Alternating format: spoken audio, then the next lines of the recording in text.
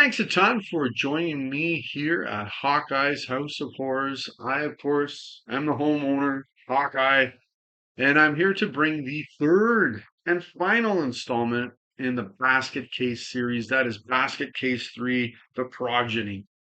And I'll get this out of the way first. I never remember to do this very often, but hey, if you like this video, go ahead. I would really appreciate it. Hit like, subscribe as well. I've got other videos on here. I'm trying to go through the years, as they say, to put on horror movies that I really like, kind of the best of particular years. And I've got to the Basket Case series, so there's more videos on here, me doing movie reviews. And hey, if you want to, you could put a comment on here. Maybe a question I'd have is, what is your actual favorite Basket Case film? Mine, get it out of the way here. It's the first one.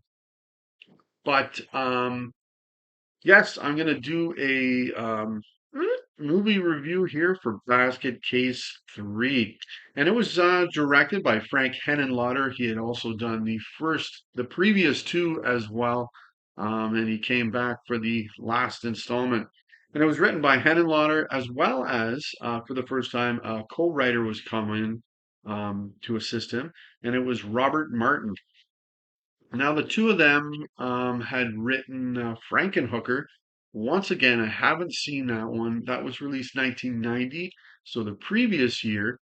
Um, but also interesting to know about Robert Martin. This is pretty cool. I got a couple of them rolling around the house here somewhere, the House of Horrors. He was the actual original editor of Fangoria magazine. And if you've never read that magazine and you're a horror fan, that's a must. You got to go and pick one up. Probably find them on eBay or something. I'm not actually even sure if they still make the magazines, but they were made through the 80s and the 90s, talking about new movies coming out, and even old movies, what's going on in the realm of horror. So it was a pretty cool magazine. Now, it was like the last one, distributed by Shapiro Glickenhaus Entertainment, and it was released just in time for Halloween in October of 1991, and it was a direct-to-video. Um, I'm not sure if the previous one was as well. It would make sense. This was just 1 year after that. Um, but there you have it. And it was shot in just 27 days, so didn't have a long shooting schedule to get this one done. So I will jump into the story, and I haven't said it yet. Um, when I did the review for Basket Case, the original one, I said, "Hey, I didn't really like Basket Case 2 or Basket Case 3. I saw the second one. I said, you know what? I do like that. Um, that one is, I thought it was good. The third one, you know what? I might like it a little bit more than the last time I saw it, but no, this is, to me, the disappointing one of the bunch. There are definitely some elements I like in it, and I'm going to get to those things. But I'll definitely get to things that um, make me give it the grade I do, or why I don't really enjoy this film like I did the previous two. So the story, as I read, Henenlotter said himself he wasn't actually pleased with the story aspect of it because he agreed to do a sequel. I guess the returns were so good on Basket Case 2. He agreed to do a sequel, and he didn't really have the story element down. It wasn't strong enough. But right at the beginning of this film, we have a relook, I would say, at what happened at the ending of part two, before the credits roll, a la the early Friday the 13th films. And hey, if you haven't seen me do a review of that, I've just done the first couple. Next one's coming up soon, guys. But that was something I really didn't like. If you're watching, for example, the third one and you don't know what's going on, I would suggest watching the first two films, and then you'll be right up um, on what the story's going on, who the characters are, everything like that. So I never really liked that. So at the beginning of the film, I've already seen it, but we have Belial having sex and an alien-inspired baby coming out of Susan's belly, Susan falling out of the window, and Dwayne sewing his brother back to the side of his body. Anyways, to the story, the important stuff here. Anyways, Eve, Belial's woman, also in Granny Ruth's home there. She's pregnant now. So Belial, he's going to be a papa.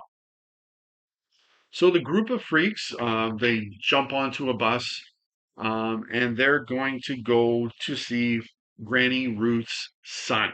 Now, Granny Ruth, once again played by Annie Ross, once again puts in a good performance. She does well in that role. Good actor. But anyways, her son, it's Little Hal, he's called. He's going to assist in the birth of this child. Thing is, Eve ends up having 12, a full dozen, that many babies. Yikes. And yeah, they're just as hungry as their father is as well. So, Dwayne, that's played once again by Kevin Van Hentenryck. Once again, good performance. He escapes the group, and yes, you guessed it, he's opened his yap to people he's known for just about 2 seconds, and the cops are now onto the situation. Um, Hunting around Little Hal's home, looking around, seeing these freaks that Granny Ruth has brought.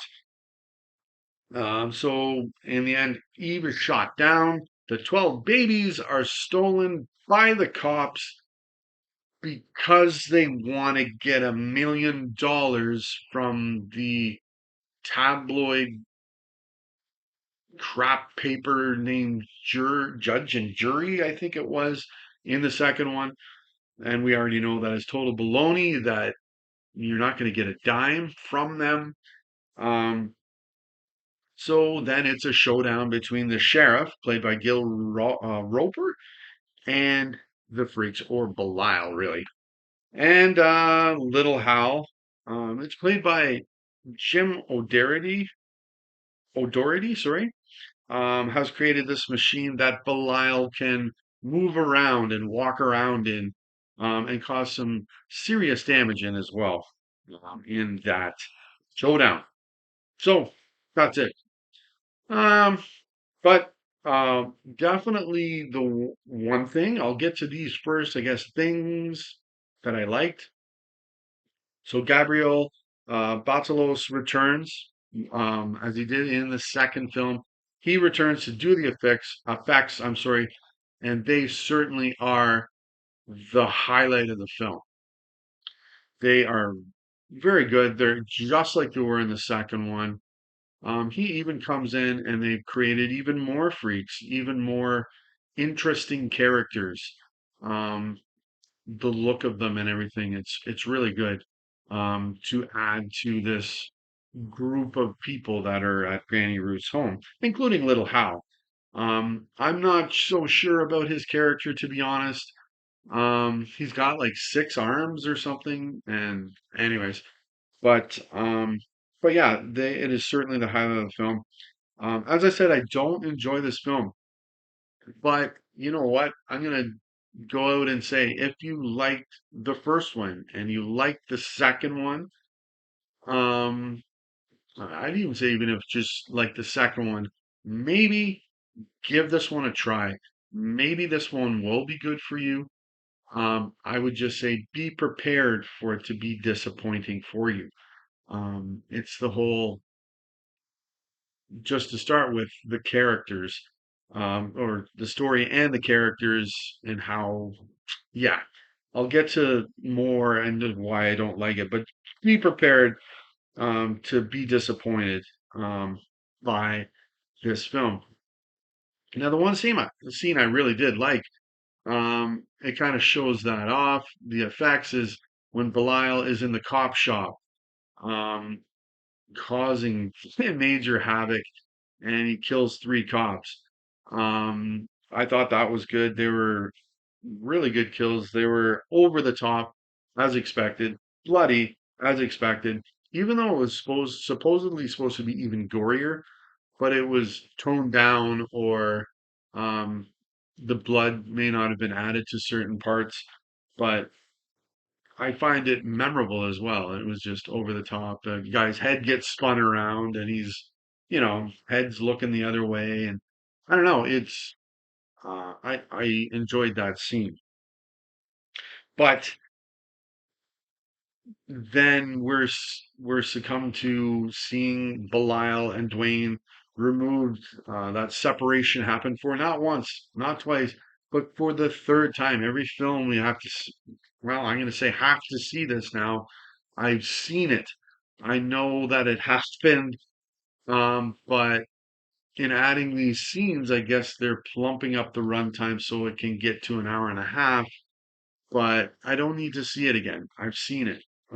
But we see it once again. Um, but another problem I had certainly with the story is it lacks the punch needed. That punch that the other two had, for sure. But yeah, it's weird. It still goes in directions that you're not expecting that they're going to go.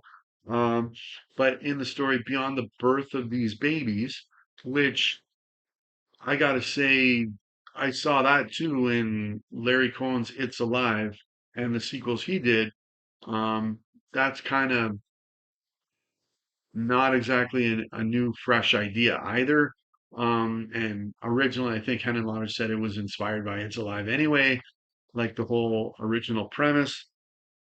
But beyond that, within the film series, we're on the same ground of these freaks going to be found out about, or this time it's the cops who see them, and then they need to stand up their ground and protect what's theirs, which happened in the last film. It's going to happen again.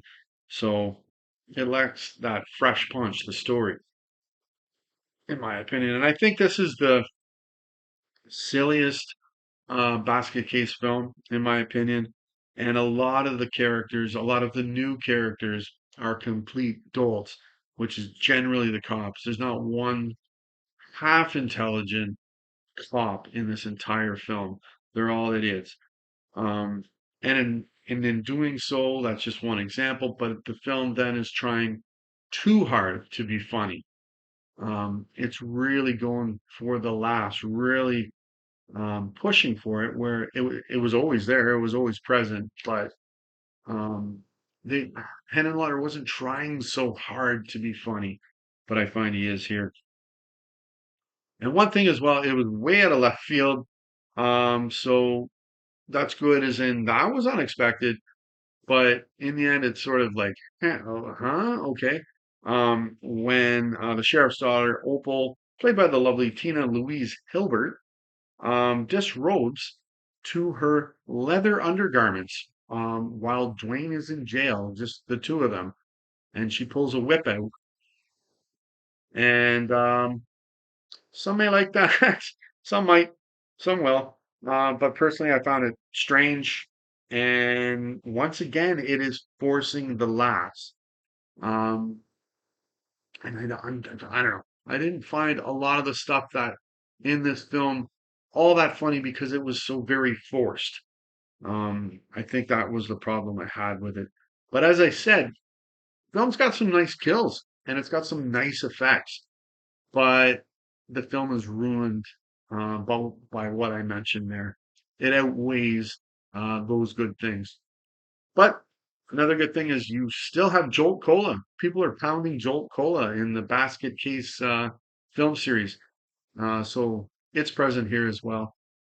But that's it. That is Basket Case 3, The Progeny.